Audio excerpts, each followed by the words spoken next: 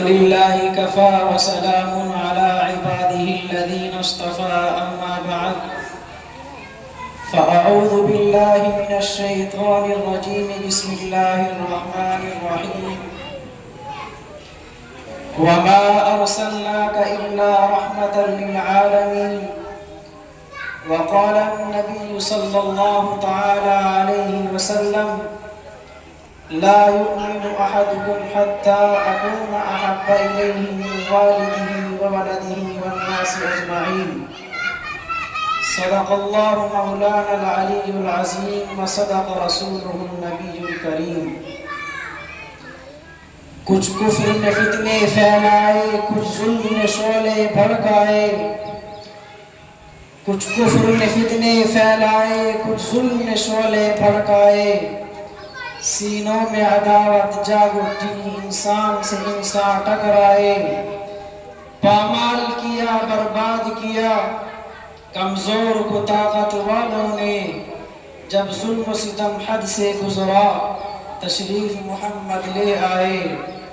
اے نام محمد صلی علی ماہر کے لیے تو سب کچھ ہے، اے نام محمد صلی علی ماہر کے لیے تو سب کچھ ہے، ہونٹوں پہ تبسم بھی آیا، آنکھوں میں بھی آنسو بھر آئے۔ محترم بزرگوں اور نوجوانوں، اللہ تبارک و تعالیٰ کے پیارے اور مقدس کلام کی ایک آیت کریمہ آپ حضرات کے سامنے تلاوت کی گئی ہے۔ آیت کریمہ اللہ رب العزت والجلال کی طرف سے اتر کر کے آ رہی ہے اور اپنے محبوب کی تعریف بیان کر رہی ہے، بلکہ دنیا کے لوگوں پر ایک احسان رکھ رہی ہے۔ وَمَا أَرْسَلْنَاكَ إِلَّا رَحْمَةً لِلْعَالَمِينَ کہ اے نبی جی ہم نے آپ کو تمام جہانوں کے لیے رحمت بنا کر کے بھیجا ہے۔ آپ ذرا غور کریں کہ آقا مدنی صلی اللہ تعالی علیہ وسلم کے آنے سے پہلے اس دنیا کی کیا حالت تھی۔ کمزوروں کا کوئی پرسان حال نہیں، غریبوں کا کوئی خیال کرنے والا نہیں، کمزوروں پر کوئی رحم کرنے والا نہیں، یہاں تک کہ کمزوروں کو، مظلوموں کو، غلاموں کو اپنے پیروں کی جوتی سمجھا جانے لگا۔ ایسے وقت میں انسانیت سسک سسک کر کے کہہ رہی ہے کہ کاش کوئی آ جائے اور آ کر کے اس تڑپتی ہوئی زمین کو کہ جہاں پر طاقت والا کمزور پر ظلم کرنے لگا ہے، جہاں پر غلاموں کی کوئی قدردانی نہیں، جہاں پر غلاموں کی کوئی قدر کرنے والا نہیں، یہاں تک کہ عورت ماں کے درجے میں ہے کوئی پہچانتا نہیں، بیوی کے درجے میں ہے کوئی عمل کرنے والا نہیں، بہن کے درجے میں ہے کوئی جانتا نہیں، بیٹی کے درجے میں ہے لیکن کوئی عمل کرنے والا نہیں۔ ایسے وقت میں میرے اور آپ کے آقا تشریف لاتے ہیں اور آ کر کے ان تمام کے تمام ظلمتوں کے اندھیرے کو اس جہاں سے ختم فرما دیتے ہیں۔ اس لیے کہ اللہ رب العزت کا ارشاد ہے کہ ہم نے آپ کو تمام جہانوں کے لیے رحمت بنا کر کے بھیجا ہے۔ آپ ذرا معلوم کریں علماء کرام سے، یہ علماء مجھے اور آپ کو بتلائیں گے کہ آقا مدنی صلی اللہ علیہ وسلم کے آنے سے پہلے اس دنیا کی کیا حالت تھی۔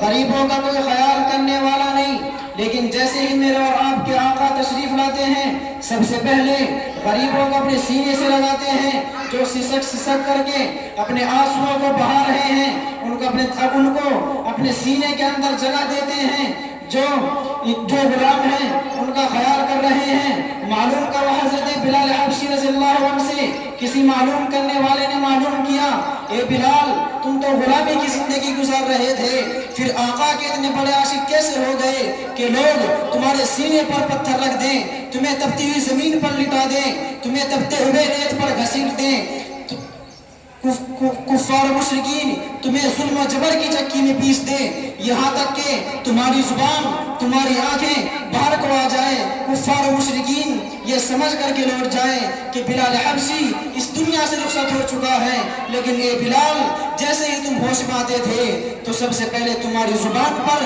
اللہ اور محبوب کا نام ہوا کرتا تھا۔ اے بلال تم اتنے بڑے عاشق کیسے ہو گئے؟ کیا فرماتے ہیں حضرت بلال؟ حضرت بلال فرماتے ہیں میں ایسے محبوب کا عاشق کیسے نہ بن جاؤں، میں ایسے محبوب کا عاشق کیسے نہ بن جاؤں کہ جس کو اللہ رب العزت نے بڑائیوں سے نوازا ہے، سرداری سے نوازا ہے، جو دونوں جہاں کے آقا بن کر کے آئے اور آ کر کے سب سے پہلے کمزوروں کا خیال کر رہے ہیں، غلاموں کا خیال کر رہے ہیں۔ اور میں ایسے محبوب کا عاشق کیسے نہ بن جاؤں کہ جب پوری دنیا ہم پر درے برسا رہی تھی، پوری دنیا ہم کو ظلم و جبر کی چکی میں پیس رہی تھی، ایسے وقت میں اگر کوئی ہم کو اپنے سینے سے لگانے والا ہے تو وہ کوئی اور نہیں، وہ صرف اور صرف محمد نبی صلی اللہ تعالی علیہ وسلم ہے۔ حضرت بلال فرماتے ہیں کہ میں ایک مرتبہ اپنے مالک کا غلام ہوں، میرے مالک نے مجھے ستو پیسنے کے لیے کہا ہے، میں ستو پیسنے کے لیے بیٹھا ہوا ہوں، اسی دوران میرے بدن کو بخار آیا اور بخار اس قدر آیا کہ میرا بدن کپ کپانے لگا، دوائی کا کوئی انتظام نہیں، کچھ کھانے پینے کا کوئی انتظام نہیں۔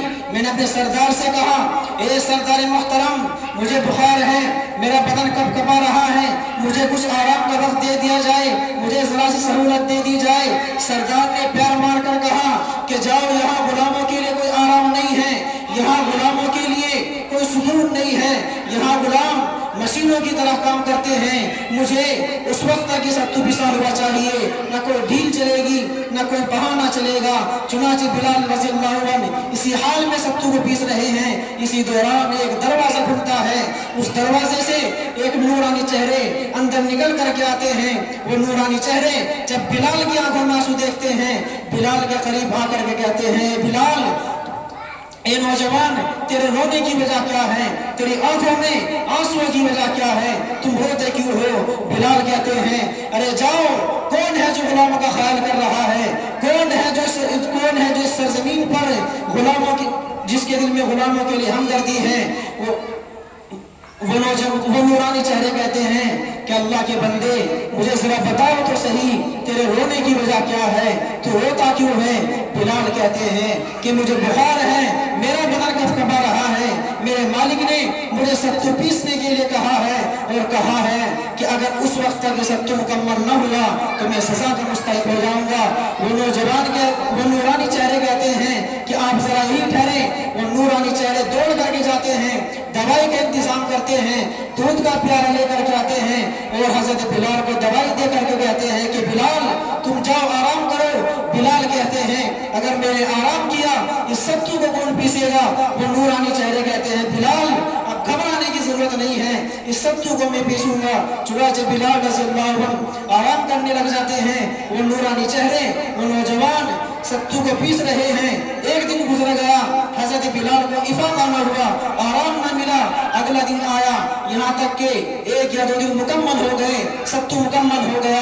حضرت بلال کو افاقہ ہوا، حضرت بلال کو سکون ملا۔ حضرت بلال اس نورانی چہرے کے پاس جا کر کہتے ہیں کہ اب تم جا سکتے ہو، اب میری طبیعت کو سکون ہے۔ وہ نورانی چہرے جانے لگتے ہیں۔ بلال کہتے ہیں کہ کون ہے جو پہلی مرتبہ اس سرزمین پر غلاموں کا اتنا خیال کر رہا ہے؟ کون ہے جس کے دل میں غلاموں کی اتنی ہمدردی ہے؟ کون ہے جو غلاموں کی اتنی قدر کر رہا ہے؟ وہ نورانی چہرے کہتے ہیں میں کوئی اور نہیں، مسلمانوں کا آقا محمد عربی صلی اللہ تعالی علیہ وسلم۔ کون ہے یہ؟ میرے اور آپ کے آقا کے آنے سے پہلے غلاموں کی کوئی قدر و منزلت نہیں، لیکن جیسے ہی میرے اور آپ کے آقا تشریف لاتے ہیں فوراً اللہ رب العزت کا اعلان سنا دیتے ہیں۔ وہ اعلان کیا ہے؟ وہ اعلان ہے یا ایھا الناس انا خلقناکم من ذکر و انثی وجعلناکم شعوبا وقبائل لتعارفوا۔ یہ لوگوں سن لو، تم میں کوئی چھوٹا اور بڑا نہیں ہے، تم سب کے سب برابر ہو، تم میں کوئی عزت اور ذلت والا نہیں ہے، تم سب کے سب ایک ماں اور ایک باپ سے پیدا کیے گئے ہو۔ ہاں اگر تم بڑا بننا چاہتے ہو، باعزت بننا چاہتے ہو، تم چاہتے ہو کہ ہم اللہ کے نزدیک باعزت بن جائیں، باوقار بن جائیں، ہماری اللہ کے نزدیک عزت ہو جائے، تو میں تم کو ایک طریقہ بتلا رہا ہوں، ان اکرمکم عند اللہ اتقاکم، کہ بے شک اللہ کے نزدیک سب سے زیادہ معزز وہ شخص ہے جو سب سے زیادہ اللہ سے ڈرنے والا ہے۔ کس خاندان سے ہے اس سے کوئی غرض نہیں، کس گھرانے سے تعلق رکھتا ہے اس سے کوئی غرض نہیں، کس قبیلے کس قبیلے اور کس خاندان سے تعلق رکھتا ہے، اس سے کوئی غرض نہیں۔ اگر تم بڑا بننا چاہتے ہو تو آؤ تقوی اختیار کرو، اس زندگی کو اللہ سے ڈر کر کے گزارنے والے بن جاؤ۔ روایات کے اندر آتا ہے حضرت فاطمہ رضی اللہ عنہا موجود ہیں، ان کو قبر کے اندر اتارا جا رہا ہے۔ حضرت ابو ذر غفاری رضی اللہ عنہ بھی موجود ہیں۔ حضرت ابو ذر کیا فرماتے ہیں قبر سے کہ اے قبر، تجھے معلوم ہے آج تیرے اندر کون مہمان آنے والا ہے، تیرے اندر کون مہمان آ رہا ہے؟ حضرت علی کی محترمہ ہیں، حسن حسین کی والدہ ہیں، اللہ کے نبی کی لخت جگر ہیں۔ اے قبر، تجھے معلوم ہے آج تیرے اندر کون مہمان آ رہا ہے؟ مفسرین نے لکھا ہے، کتابوں کے اندر آج بھی موجود ہے، اس وقت قبر سے یہ آواز آئی تھی کہ اے آواز دینے والے، ہمارے یہاں حسب نسب نہیں چلتے، ہمارے یہاں خاندان نہیں چلتے، ہمارے یہاں اعمال کے سکے چلتے ہیں۔ اگر اعمال کے سکے لائے ہو تو خوش آمدید، اور اگر اعمال نہیں ہے تو پھر میں بہت برا ٹھکانہ ہوں۔ میرے عزیزوں، یہ جواب کس کے لیے تھا؟ کیا یہ جواب حضرت فاطمہ رضی اللہ عنہا کے لیے تھا؟ نہیں میرے عزیزوں، یہ جواب حضرت فاطمہ کے لیے نہیں تھا۔ میرے اور آپ کے آقا نے ان کو تو جنت کی بشارت پہلے ہی سنا دی تھی۔ پھر یہ جواب کس کے لیے تھا؟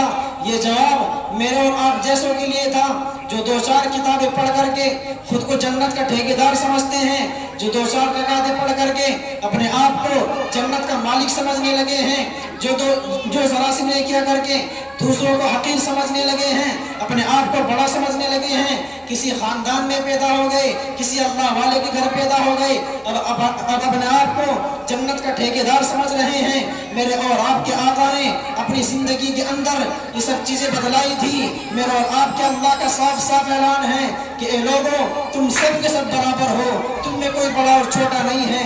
اگر تم بڑا بننا چاہتے ہو تو اللہ کی ماننے والے ہو جاؤ، نبی کی ماننے والے ہو جاؤ، اللہ کے بتلائے ہوئے اور نبی کے بتلائے ہوئے احکامات پر عمل کرنے والے ہو جاؤ اگر تم بڑا بننا چاہتے ہو، ورنہ تم سب کے سب میرے نزدیک برابر ہو۔ کس خاندان سے ہے اس سے کوئی غرض نہیں، ہمارے یہاں حسب نسب کوئی معنی نہیں رکھتا۔ جس نے اللہ کی مانی وہ کامیاب ہو گیا، جس نے اللہ کی نہ مانی وہ ذلیل اور رسوا ہوا۔ اللہ کی نہ ماننے والا اگر نبی کے گھرانے سے تعلق رکھتا ہے تب بھی ذلیل ہے، اللہ کی نہ ماننے والا اگر نبی کے خاندان سے تعلق رکھتا ہے تب بھی ذلیل ہے، اللہ کی نہ ماننے والا اگر نبی کے گھرانے سے تعلق رکھتا ہے تب بھی ذلیل ہے، تب بھی جہنم کا ایندھن ہے۔ معلوم کریں علماء کرام سے، یہ علماء مجھے اور آپ کو بتلائیں گے ابو جہل کون ہے؟ یہ نبی کے خاندان سے تعلق رکھتا ہے لیکن اللہ کی نہیں مانتا، نبی کی نہیں مانتا، اس لیے ذلیل اور رسوا ہوا ہے۔ معلوم کرو ابو لہب کون ہے؟ یہ تو نبی کا چچا ہے لیکن اللہ کے نبی کی نہیں مانی، اللہ کی نہیں مانی۔ معلوم کرو ابو لہب کون ہے؟ یہ تو نبی کے خاندان سے تعلق رکھتا ہے۔ معلوم کرو ابو لہب کون ہے؟ مکے کے مالداروں میں اس کا نام ہے۔ معلوم کرو ابو لہب کون ہے؟ یہ مکے کے خوبصورت لوگوں میں اس کا نام ہے، لیکن اللہ کی نہیں مانتا، اس لیے ذلیل اور رسوا ہوا ہے۔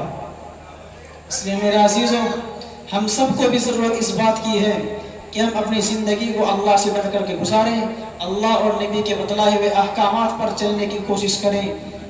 بس میں انہی چند باتوں کے ساتھ اپنی تقریر کو ختم کرتا ہوں۔ وآخر دعوانا الحمدللہ۔